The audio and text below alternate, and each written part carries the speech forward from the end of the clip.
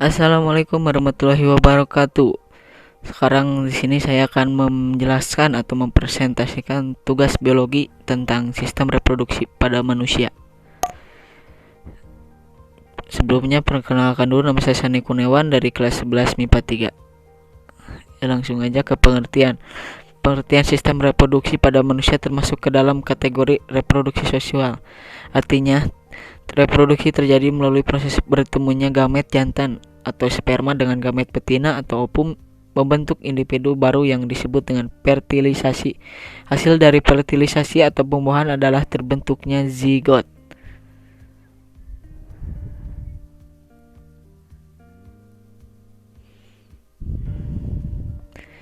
Ya, ini merupakan struktur dari sistem reproduksi laki-laki. Bisa dilihat sendiri, ada gambarnya. Dan kali ini adalah fungsi-fungsi dari satu, penis berfungsi sebagai saluran kencing atau urin sekaligus tempat keluarnya sperma. 2. Skrotum berperan untuk menjaga suhu testis agar sesuai untuk memproduksi sperma. Pada skrotum terdapat 2 buah testis. 3. Testis adalah alat kelamin bagian dalam. Fungsinya adalah untuk memproduksi sperma dan hormon testosteron. 4. Ada epididymis, merupakan saluran yang keluar dari testis. Fungsinya adalah sebagai tempat penyimpanan sperma sementara. Nomor 5, ada saluran uretra dan saluran yang terdapat dalam penis dan merupakan akhir dari saluran reproduksi.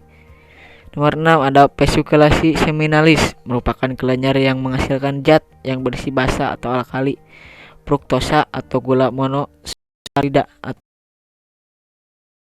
dan protein pembekuan. Nomor 7, ada kelenjar prostat, terletak di bawah kantung kemih dan fungsinya adalah menghasilkan cairan yang bersifat asam. Nomor 8, ada kelenjar Cooper, menghasilkan lender dan cairan bersifat basa. Fungsinya adalah untuk melindungi sperma dengan cara menetralkan urin yang memiliki pH asam yang tersedia dalam uretra. Cairan tersebut juga melapisi uretra yang mengurangi kerusakan pada sperma selama ejakulasi. Next, ada struktur dari reproduksi manusia wanita. Di sini bisa dilihat saja. Sekarang ada fungsi-fungsinya. Yang satu ada vagina. Vagina adalah saluran yang menghubungkan lingkungan luar dengan rahim sekaligus tempat mengalirnya darah, menstruasi, dan saluran keluarnya bayi. Kedua ada cervix. Cervix merupakan struktur rahim bagian bawah yang menyempit dan membuka ke arah vagina. Yang ketiga ada saluran telur atau tuba. Tuba Fallopi atau opiduk terdapat sepasang di tubuh tiap perempuan, yaitu di kanan dan di kiri. Opiduk menanjang ke arah samping dari uterus. Fungsinya adalah membawa sel telur dari infun di bulum ke rahim. Pada saat inilah terjadi fertilisasi atau pembuahan. Next. Yang keempat ada indung telur. Indung telur merupakan tempat kumpulan sel yang disebut folikel. Di dalam folikel sel telur atau ovum dikembangkan. Folikel juga menghasilkan hormon perempuan yaitu estrogen dan progesteron. 5.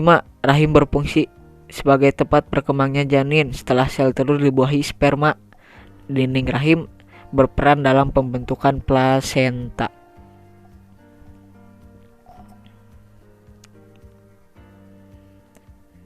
Dan sekarang ada hormon yang terlibat dalam spermatogenesis.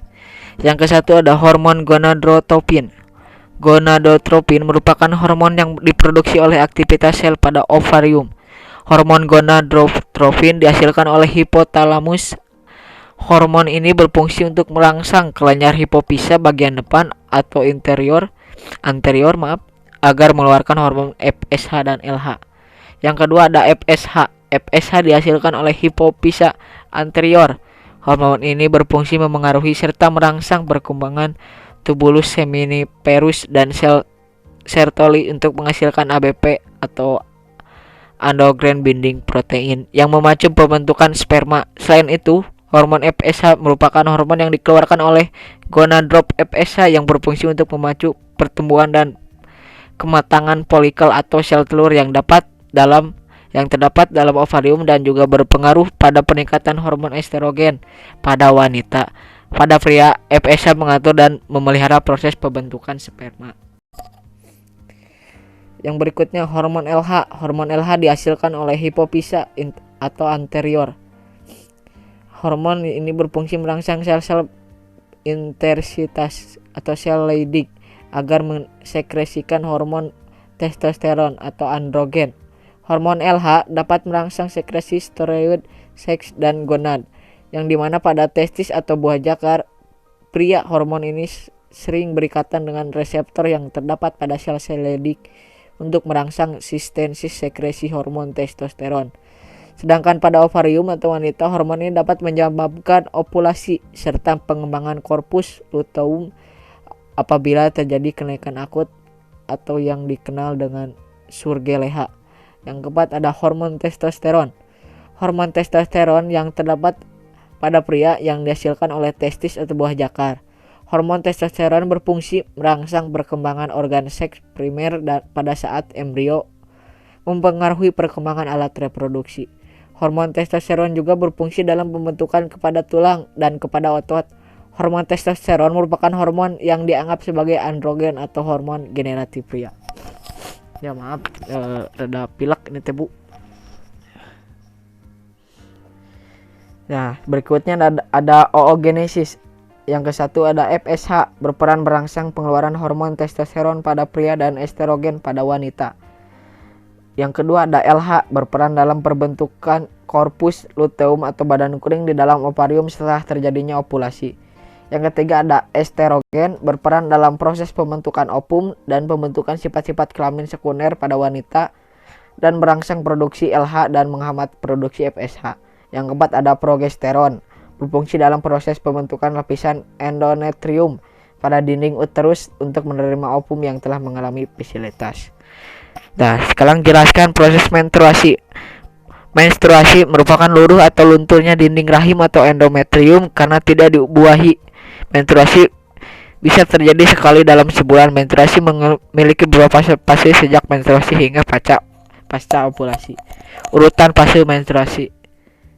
Yang pertama fase menstruasi terjadi 1. Jika terjadi ovum tidak dibuahi sperma hingga korpus luteum menghentikan produksi hormon estrogen dan progesteron yang membuat lepasnya ovum dari endometrium yang diikuti robeknya dan luruhnya endometrium sehingga membuat terjadinya pendarahan.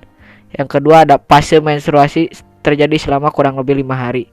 Yang ketiga, darah yang dikeluarkan berkisar antara 50 sampai 150 liter. Yang kedua, fase praovulasi, pembentukan kembali dinding endometrium oleh hormon estrogen.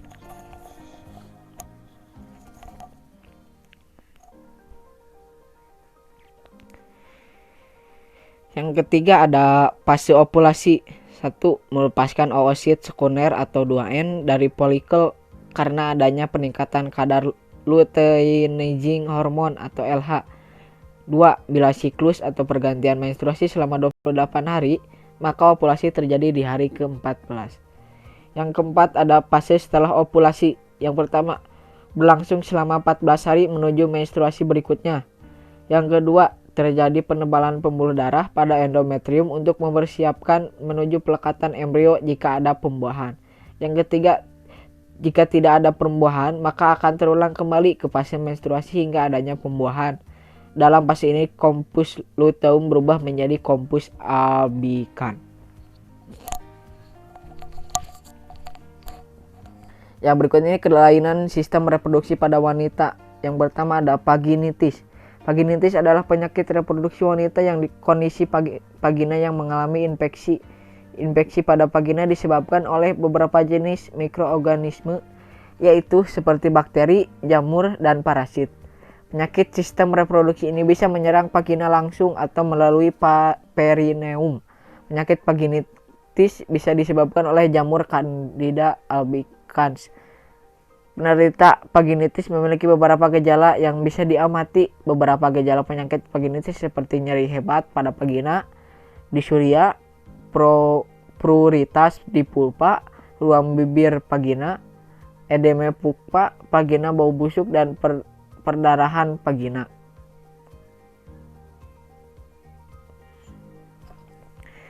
Next ada yang kedua, kondiloma acuminata. Kondiloma acuminata adalah penyakit reproduksi wanita yang disebabkan oleh virus yang tak asing lagi. Virus yang dimaksud adalah virus human papilloma. Virus tersebut merupakan virus penyebab kutil. Wanita yang mengalami penyakit kondiloma acuminata sebaiknya segera diobati. Hal ini dikarenakan obat kondiloma acuminata bisa berkembang menjadi kanker pada organ lainnya seperti rahim wanita.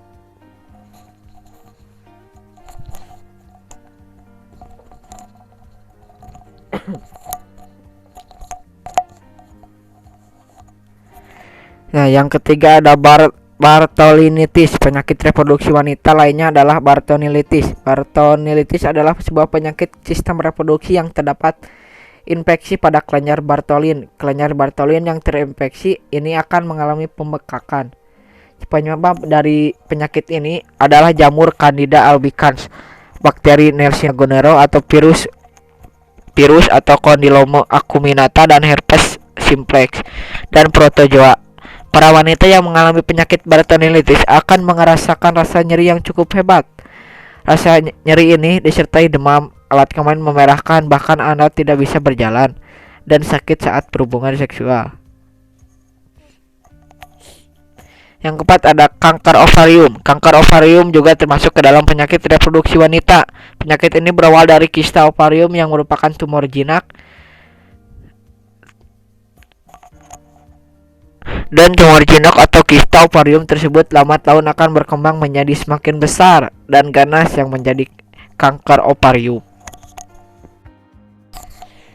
Berikutnya ada kanker serviks. Kanker serviks adalah penyakit reproduksi wanita yang juga umum terjadi. Penyakit ini disebabkan karena adanya sel-sel abnormal yang tumbuh pada lapisan epitel serviks. Sel abnormal tersebut akan terus tumbuh dengan ganas. Hal tersebut membuat jaringan yang ada di sekitar leher rahim jadi kurang berfungsi. Pengobatan kanker serviks umumnya dilakukan dengan mengangkat rahim, opiduk, ovarium sepertiga dari vagina bagian atas. Berikutnya ada kelainan sistem reproduksi pada pria. 1. Prostatitis. Penyakit reproduksi pria yang umumnya sering terjadi adalah prostatitis. Prostatitis adalah penyakit reproduksi di mana pria kelenjar prostat mengalami infeksi. Penyebab dari prostatitis adalah bakteri. Bakteri yang menginfeksi kelenjar prostat pria adalah E. coli, Klebsiella, dan Proteus. Pria yang mengalami prostatitis akan mengalami beberapa gejala seperti sulit ejakulasi, gagal ereksi. Berikutnya ada yang kedua ada epididymitis. Selain prostatitis, ada lagi penyakit reproduksi pria yang disebabkan karena adanya infeksi pada organ reproduksi pria. Penyakit tersebut ada epididymitis. Epididymitis adalah kondisi di mana bagian epididymitis mengalami peradangan.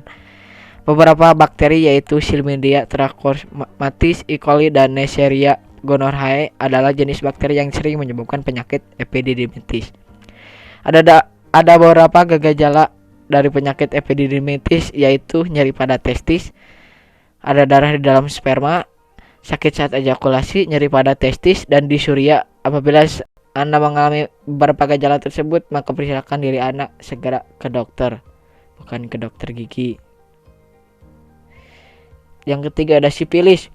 Penyakit reproduksi pria lainnya adalah sifilis. Penyakit sifilis juga bisa disebut raja singa. Sifilis bisa terjadi karena aktivitas seksual. Selain itu bisa juga karena transfusi darah. Bakteri yang menyebabkan sifilis adalah bakteri Treponema phallium. Yang keempat ada gonorrea. Gonorrea atau kencing nanah juga merupakan penyakit reproduksi pria yang sering terjadi. Penyebab dari gonorrea adalah bakteri Neisseria gonorrhoeae. Penyakit ini ditularkan melalui aktivitas seksual bebas dan menyimpang. Berikutnya adalah hipogonadisme. Penyakit sistem reproduksi lainnya pada pria adalah hipogonadisme. Hipogonadisme adalah kondisi di mana testis pria tidak dapat memproduksi hormon testosteron yang cukup. Penyebab dari hipogonadisme adalah infeksi testis, trauma pada testis, radang buah jakar, sindrom Klinefelter, dan sindrom Kaliman. Pria yang mengalami hipogonadisme ini memiliki bentuk alat kelamin yang kurang sempurna atau disfusi ereksi. Ya, cukup sekian dari penjelasan dari saya. Mohon maaf apabila ada kata-kata yang salah atau kurang wajar, dan mohon maaf apabila menjelaskannya kurang begitu jelas atau terbata-bata karena saya masih belajar. Billahi taufiq walhidayah. Wassalamualaikum warahmatullahi wabarakatuh.